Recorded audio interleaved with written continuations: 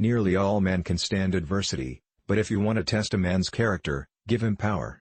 When I'm getting ready to reason with a man, I spend 1/3 of my time thinking about myself and what I am going to say, and 2/3 thinking about him and what he is going to say. I want it said of me by those who knew me best, that I always plucked a thistle and planted a flower where I thought a flower would grow. My concern is not whether God is on our side, my greatest concern is to be on God's side, for God is always right. You cannot help people permanently by doing for them what they could and should do for themselves. You can't make a weak man strong by making a strong man weak.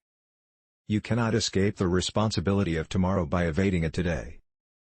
You can fool some of the people all of the time, and all of the people some of the time, but you cannot fool all of the people all of the time.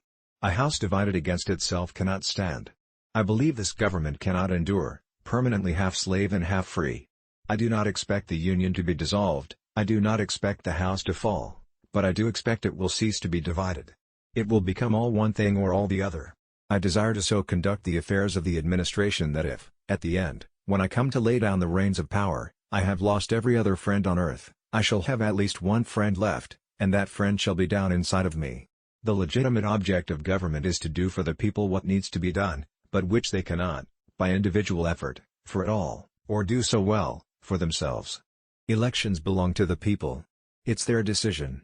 If they decide to turn their back on the fire and burn their behinds, then they will just have to sit on their blisters. Public sentiment is everything. With public sentiment, nothing can fail, without it nothing can succeed. America will never be destroyed from the outside. If we falter and lose our freedoms, it will be because we destroyed ourselves. Happen temporarily to occupy this big White House. I am living witness that any one of your children may look to come here as my father's child has. The ballot is stronger than the bullet. Those who deny freedom to others, deserve it not for themselves. I have always found that mercy bears richer fruits than strict justice.